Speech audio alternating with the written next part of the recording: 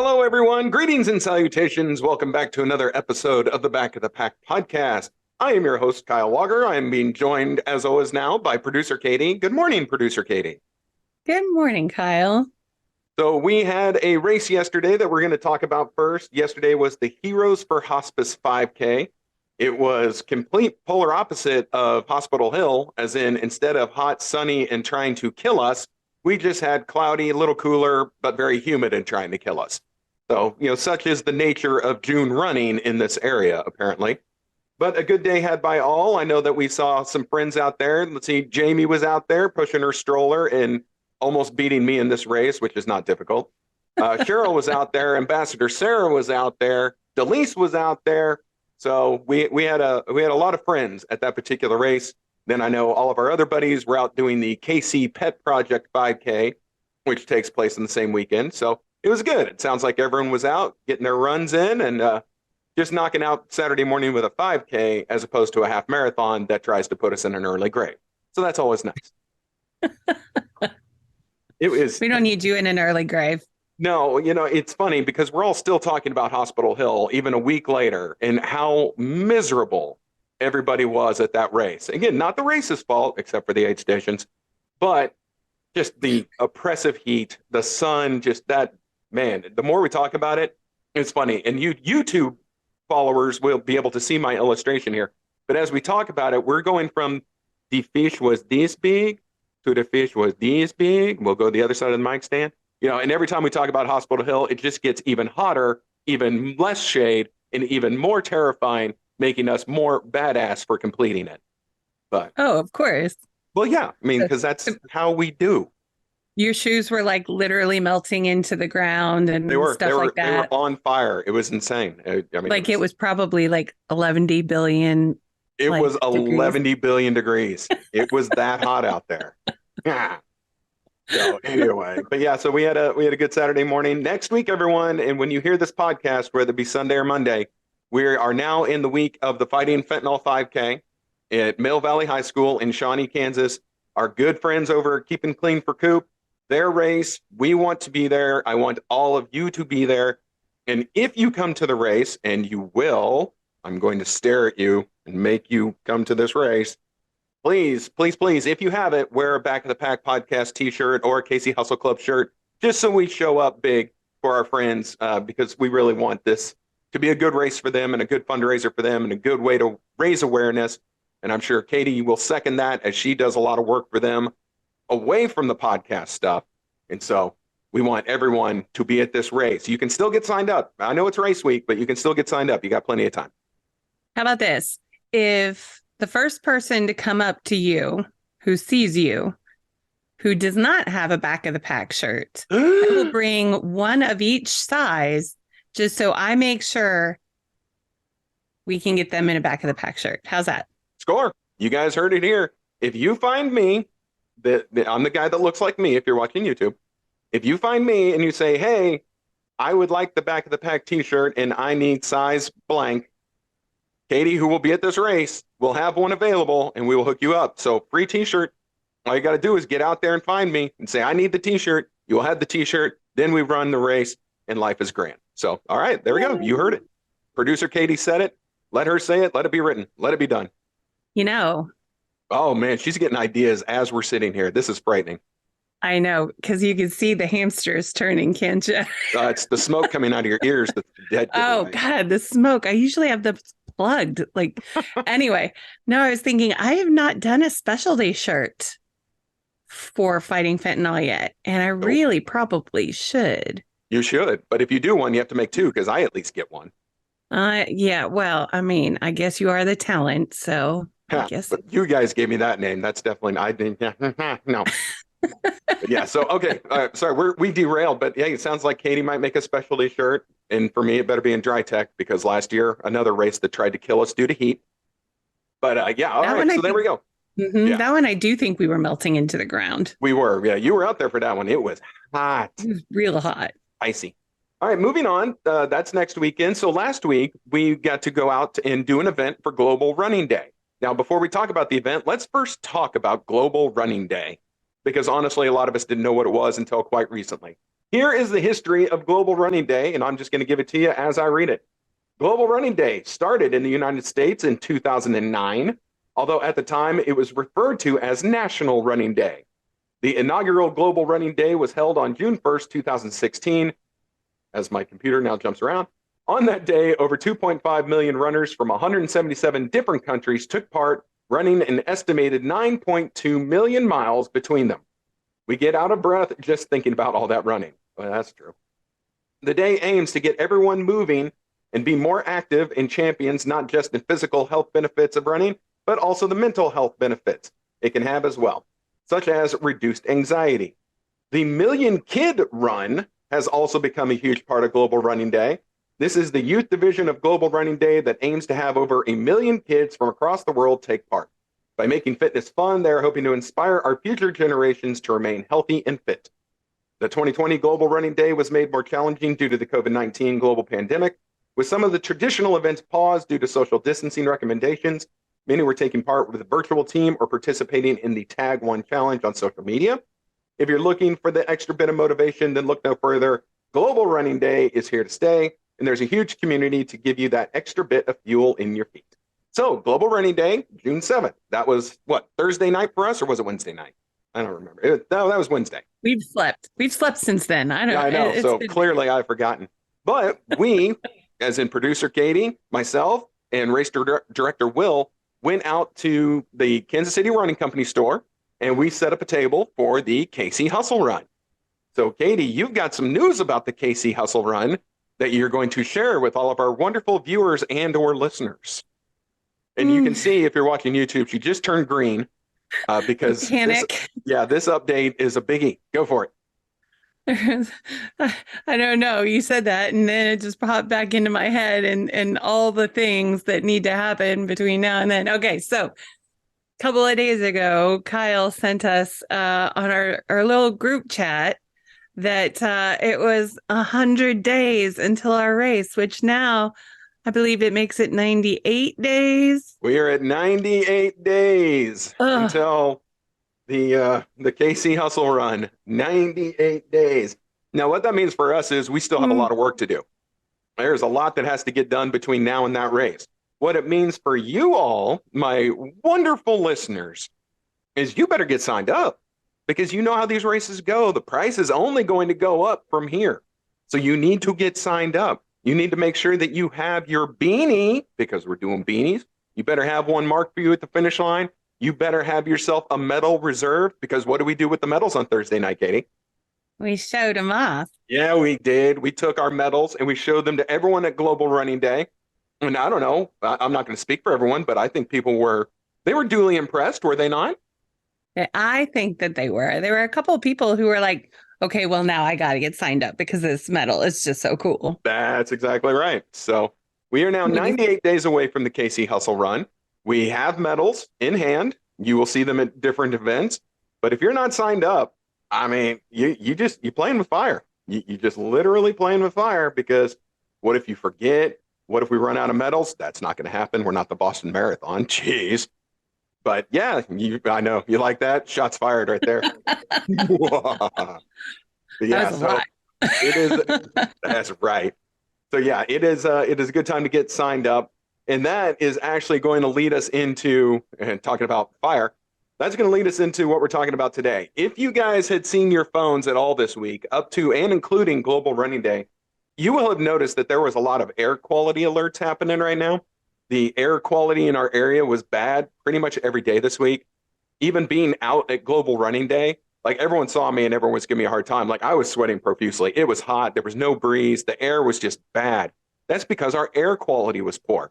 There are, I guess, crazy wildfires. And normally when you hear about wildfires, you hear about California. These are actually coming from Canada. There is crazy wildfire action up in Canada, and that has brought the air quality throughout most of the United States down. There were pictures. Did you see the pictures, producer Katie, coming out of New York City of the air quality on Wednesday, Thursday? No, that is not in New York. You just had to work in That's where the pictures came from. That's where Did you see the pictures coming out of New York? I think there were some in Pennsylvania as well. I didn't. It looked like something out of like a post-apocalyptic zombie movie. Like Oh, this. you know what? I did see one post and I wasn't actually sure what it was, but this makes total sense because there was one where it was like 24-hour difference and one was like completely orange and one Yes. was like, oh yeah, I did see something like that. God, that was crazy. Right. So that was the actual air in the air quality, shall we say, in the upper Northeast.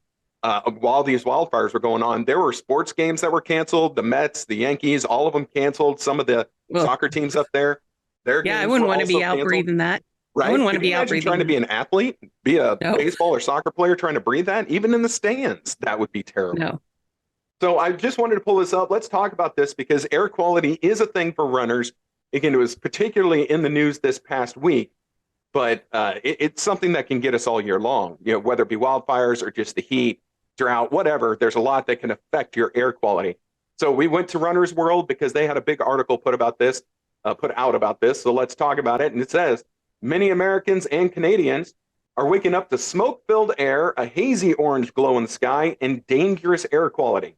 That's because there are currently more than 150 wildfires burning in Quebec and Ontario, Canada, and affecting the air quality throughout much of the Midwest and eastern United States. Now, think about that.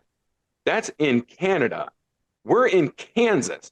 It's coming halfway down the country and affecting our air. Like, that's some serious smoke right there.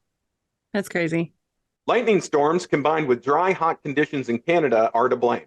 If you're considering heading out the door for your usual run, you might want to pay attention to the warnings as the smoke-filled skies can negatively affect your health.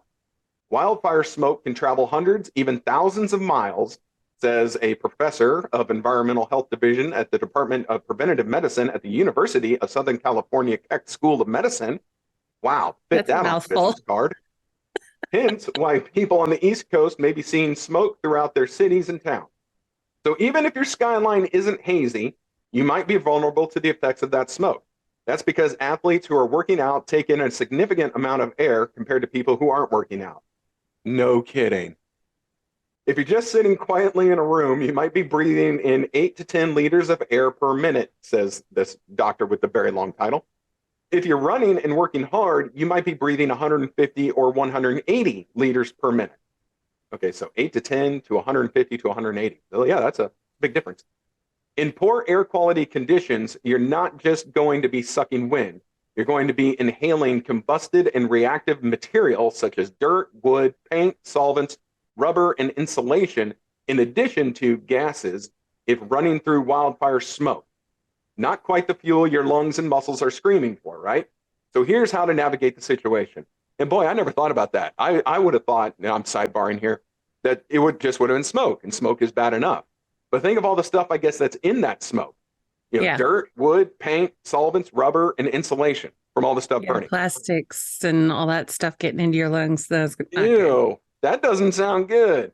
That Mm-mm. sounds real bad. All right, so what it says here, how to look up air quality in your area and what it means. So if you have an iPhone, you may have opened the weather app at some point or another to see an alert under your location saying unhealthy air quality or unhealthy air quality for sensitive groups. Now, I know my iPhone here in Kansas, it was giving us the full-blown unhealthy air quality. I'm That checking warning is mine right based. now. Do what? I'm going to check mine right now. You don't have an iPhone. Boo. I have a fold, which You is do have a Fold, which is really so cool. much cooler. If Apple does a folding phone, I'm in. That warning is based on the Air Quality Index, or AQI, a numerical scale from the Environmental Protection Agency that standardizes health risk and exposure to 5 pollutants regulated by the Clean Air Act: ground level ozone, particle pollution, also known as particulate matter, carbon monoxide, sulfur dioxide, and nitrogen dioxide. Any number over 100 is considered unhealthy for sensitive groups. The elderly, children, and people with heart or lung diseases may be vulnerable, while the general public may start to experience health effects when it's over 150. When that number tips over 200, that increases the risk of health effects for everyone. This is meant to be a generalized guide as to what we might be exposed to and how to adjust your behaviors accordingly. Health concerns are particularly linked to fine particulate matter with diameters less than 2.5 micrometers. Particles can vary from the size of a grain of sand or dust to those you can't even see with the naked eye. These microscopic particles are so small, they get past your body's defense mechanism. When you're breathing heavily, they get drawn deep into your lungs, into the blood, air exchange in your alveoli, that's in your lung, where they can pass into the bloodstream and cause long-term health issues. Man, this is kind of nuts. It says on the EPA app, so the Environmental Protection Agency app, available on Apple and Google, you can see the specific risk from particle matters 2.5 particles. So I guess you can find out more information there. What I'm gathering. People who have pre-existing issues like asthma, respiratory conditions like hyperactive airways, or even allergies can find spending even a brief amount of time in smoky or polluted air to be problematic. But even those who don't suffer from any of those ailments should be aware of the long-term ramifications of running in that kind of environment. Jeez Louise. All right, so then they pose the question here. So is it safe to run when it's smoky? I like their response. The short answer, probably not. There's a risk-reward calculation that you have to make, says another doctor. This is a USTF, so USA Track and Field certified running coach and founder of Strength Running in Denver, Colorado. Oh, they would know about wildfires. If you were 3 weeks out from running your first Boston Marathon, a bucket list goal you've had for years, then you might make a hard decision to run through this unhealthy air so you can have a good marathon. But no one is really in that situation right now, so you really have no reason. You can't wait a day or a week to run outside. But runners are nothing if not dedicated to their training plans, even if there are no races on deck. So if you're going to go out running, I think it's probably best you do a short, easy run, says this doctor. The damages from the air pollution are more pronounced when you're taking in a higher volume of air, which could mean running for a long time or running really hard, anything that will really increase your respiration rate. And if you decide to run, wear a mask. Thanks COVID-19, we've been sort of pre-sensitized to wearing masks and personal protection, says the doctor. A mask with a filter can help block some of those particle matter.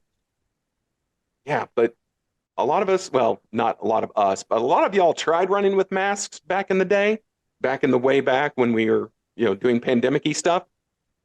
Y'all hated it. And I wasn't even going to try it because I have enough trouble breathing. I'm not trying to breathe through a mask and run a race. No. I can't imagine how that would help. I know there were people who did it. I almost feel, well, I mean, in this instance, I almost feel like it's a draw. Like you're either having a harder time breathing because of the mask or you're having a harder time breathing because of the air. Like, right. I don't know that that's a great trade-off. Yeah, I know that's a good question right there because you're still making your lungs work a whole lot. I guess there's probably worse long-term effects running in the smoky stuff as opposed to the mask. Maybe. That would make sense. All right, so here we go. You should know that just a 30-minute moderate intensity aerobic training session could produce high levels of pollutant inhalation in certain areas. Research published in the Internal Journal of Environmental Research and Public Health found. And in the short term, high levels of air pollutants may lead to decrease in the maximal oxygen consumption, VO2 max, according to a paper published in 2019 in the journal Scientific Research and Essays, which would make exercising at your normal pace feel much harder. There we go. They could have avoided a lot of big words and just said that last sentence. If you can see and smell the smoke, consider that 2 strikes against your desire to run outside. But even if things look clear, before you run, you should check the AQI score to figure out whether it's even a good idea.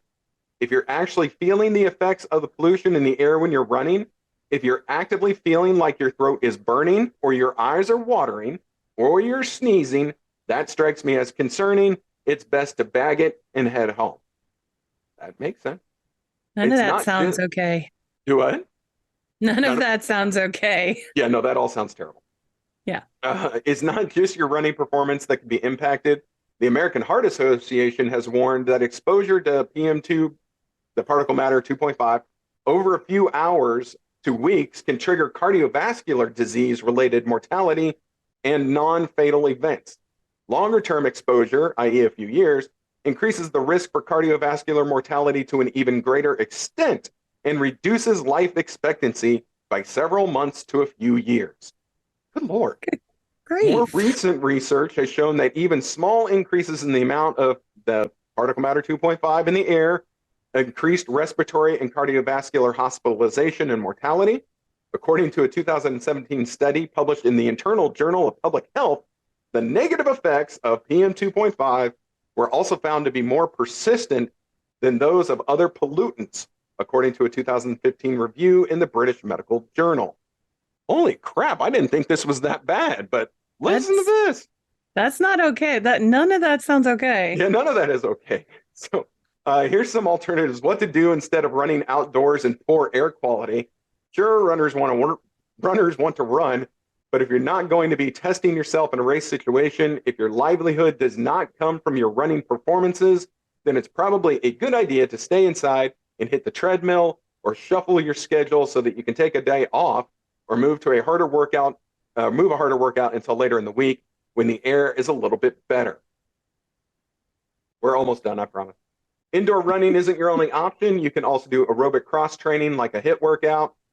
Inside, you can focus on strength training, and you can even do dynamic flexibility exercises and foam rolling.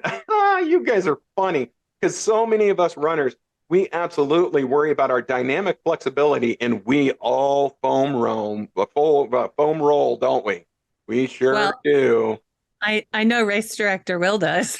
Oh yeah, no, he carries it in his car, and it collects dust in the back seat. Let's be honest. And I have foam rolling stuff too. I couldn't tell you where it is. Couldn't even tell you last time I used it, but I own it. I do too, and I'm not even a runner. There you go. See? I've used it so twice. You should always be working off this hierarchy of, if you can't do the ideal thing, then what's the next best thing? If you can't do that, then what's the next best thing? So there we go. Make a list of your best things. Move down the list. I can tell you, I looked up, there is a website called airnow.gov that gives you all this fun information specifically about where you are in your city and how the air quality is. And today we are at moderate, just FYI, at least here in the grand city of Gardner, Kansas. So that is actually a town, folks. You probably haven't heard of it, but it is actually a town. Apparently there was a debate between whether or not it's a city or a town. I'm not even going to get into it, but whatever. Anyway, it is moderate here in Gardner today. All right. So finishing up this last little bit here, the doctor mentioned above with the really cool title. He finished it up by saying, if there's anything the pandemic over the last years plus has taught us, it's to embrace flexibility when it comes to pretty much everything right now. Use this time wisely. There's a lot of opportunity to be had when you can't go running, but you still have that time blocked off. That's a helpful way of reframing a bad situation into something that you might be able to use productive. So that is that. So long story short, I had no idea that this bad air quality was such a thing. I knew I was going to talk about it this week because I knew I had seen the article come through and thought, oh, you know what, that's timely. And, you know, we want to take care of our lungs. They're mildly important in this running world, but until just now, I had no idea that we could do real big damage to ourselves by running in some of this nonsense. Maybe not so much here in the Midwest, even though the air quality was poor, like full-blown poor. But East Coast people, like if you could see that orange haze in the sky, boy, keep your happy rumps inside. My goodness, that was a lot. Hold on, Katie, are you muted? Is Katie muted? Yes, I was. Oh, busted. I was closing my phone, and you know that fold phone, it is kind of loud if you like slam it, and I just clapped into the microphone, so that'll be great too. But no, what I was saying was I wonder if the rain that we've had recently has kind of helped clear some of that out. I would hope so. What I think we need the most is a breeze. If you can notice how still it has been ever since Hospital Hill last week. We haven't had a windy day. I'm looking outside right now, and it's just super still. Yeah, nothing's moving. Nothing's moving. So thankfully here in this area, we did have rain for the last day and a half, almost 2 days if it keeps going today. But there's no wind. There is nothing to blow this nonsense out of here. Yeah. But it sounds like really they need this rain up in Canada. get some rain, get some wind, and clearing all this out. But Yeah. so there we go, everyone. At least now you know that this air quality stuff is really nothing to be messed with, and not something where we're just like, oh, it's fine. I'll be fine. Yeah, it's fine. I'm good. No, it's okay. Which we do. We all do that. Rub some dirt in it, that kind of mentality. Right. Because we runners are really good at admitting when we're hurt or when we can't run. So yes, no, your leg is not broken and it's not hanging off your body, and you're still hoping you can make your 5K by the weekend. It's not all that, but it can really damage your lungs, get into your bloodstream, cause a lot of bad stuff if you push it too hard when the air is this bad. So I think that's kind of the long and short of it right there. Be careful. If the air quality is poor, make smart decisions. Not always our strong suit. And I don't know who we could be referring to when it comes to making the good decisions. I don't know. YouTubers. If you're not watching on YouTube right now, you can't see Kyle, who is very feverishly pointing to himself because dancing too. See, look, YouTube exclusive. He's dancing too. See, yeah, you really got to be watching this on YouTube, kids. You really do. You really do. So, all right. Well, again, that's the big one here. So take that as you will. Make smart decisions. Be safe out there until we can get some fresh air up in this area. Next weekend, of course, like I said, the Fighting Fentanyl 5K. Katie is throwing a shirt down for whoever may show up and ask for one. Well, the first person, whatever your size, we're going to have one of each. So make sure you do that. The next day, we'll actually be at the Father's Day Superhero Run, which is it's the former Sprint campus in Overland Park. I don't know what they call it now. Sorry. Yeah, the one on Metcalf? Yeah. Out there? It's some company's campus at this point, but it's just the 5K is 2 laps around this loop on the inside, no traffic. Not a bad race. So if you want to come out and do a Father's Day race, I'll be out there for that one. So it's a 2-race weekend next weekend with Fighting Fentanyl and then Father's Day Superhero Run. And then we're just continuing on. And now we're all going to have to pay a little bit closer attention to air quality. Like, for sure. You want to know what we're doing today, my son and I? Oh, hit us. We are going to get our brand new 3D printer. Oh, now see, for anyone who hasn't run into us at an expo yet, A, you should have. B, shame on you for not. But C, Katie and her son make the medal holders, the Back of the Pack podcast and or KC Hustle Run medal holders that everyone comments on when they see them at our tables. They're super cool and they're 3D printed. So now that they are getting a new 3D printer, I imagine that we're going to have some really cool stuff kind of flung our way that producer Katie and her family make. So that's exciting stuff. And because we are 3D printing the top 3 places for our race. That's right. So the top 3 overall who place at our race is going to get a personalized Back of the Pack medal holder to hold their beautiful medals. So that's right. We're getting that today so we could start printing the new medal holders. Well, just so you know, you've got 98 days to get them done. On that fine note, my friend, this has been another episode of the Back of the Pack podcast. I am your host, Kyle Walker. My pleasure as always. Thank you, producer Katie, for tagging along. This is a product of OKKC Sports, produced by producer Katie. We'll be back next week with another new episode. We will talk about the Fighting Fentanyl 5K, the Father's Day run, and find anything else that we feel like barking at you about. So everyone have a great week of training. Pay attention to the air quality, and we will see you next week. Katie says bye. I say bye.